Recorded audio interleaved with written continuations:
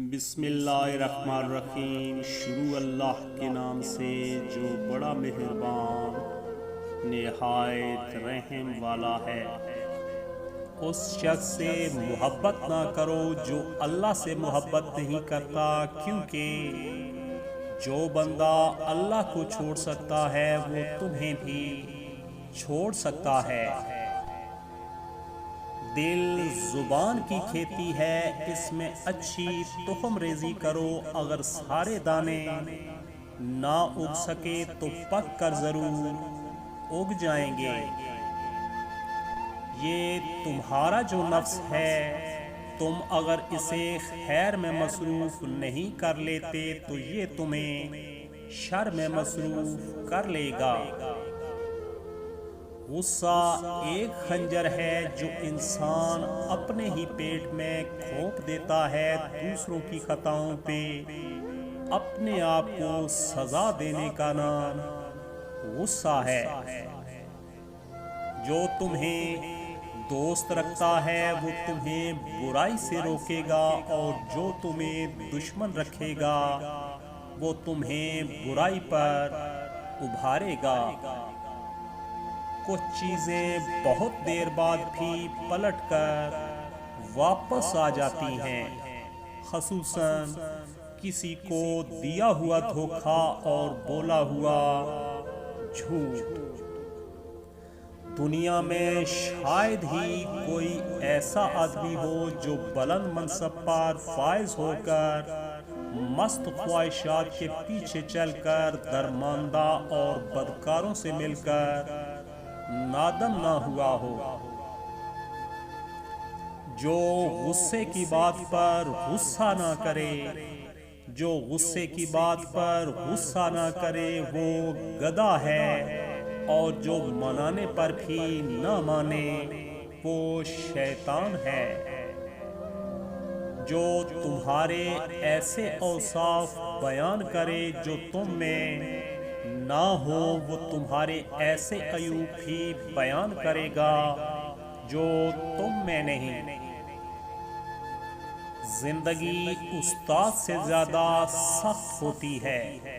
استاد سبق دے کر امتحان لیتا ہے، اور زندگی امتحان لے کر سبق دیتی ہے۔ مخلوق میں سب سے زیادہ ہمدردی کے قابل وہ ہے جو تنگ حالی کے باوجود ہمت سے زندگی بسر کرتا ہے۔ سب سے زیادہ جاہل وہ ہے جو گناہ سے باخبر ہوتے ہوئے بھی گناہ کا مرتکب ہوتا ہے۔ جب کام زیادہ ہو، یاد رکھنا، جب کام زیادہ ہو تو سب سے پہلے اس کام کو ہاتھ میں لو جو سب سے زیادہ اہم ہو۔ 3 چیزوں کی حد سے زیادہ عزت افزائی ذلیل کر دیتی ہے۔ 3 چیزوں کی حد سے زیادہ عزت افزائی ذلیل کر دیتی ہے، عورت، خادم اور گھوڑا۔ جد و جہد سے ہر مشکل آسان ہوتی ہے، اور محنت و مشقت سے ہر بند دروازہ کھل جاتا ہے۔ انسان کی تعلیم و تربیت جانوروں کو سدھارنے سے زیادہ مشکل ہے۔ میں نے کسی شخص کی عزت اگر اس کی حیثیت سے زیادہ کی تو اتنی ہی میری عزت اس کی نظر میں کم ہوگی۔ ایمان 3 چیزوں سے مکمل ہوتا ہے: بھلے کام کرنا اور ان کا حکم دینا، برے کاموں سے پرہیز کرنا اور دوسروں کو ان سے باز رکھنے کی کوشش کرنا، حدود الہی کی نگہداشت کرنا۔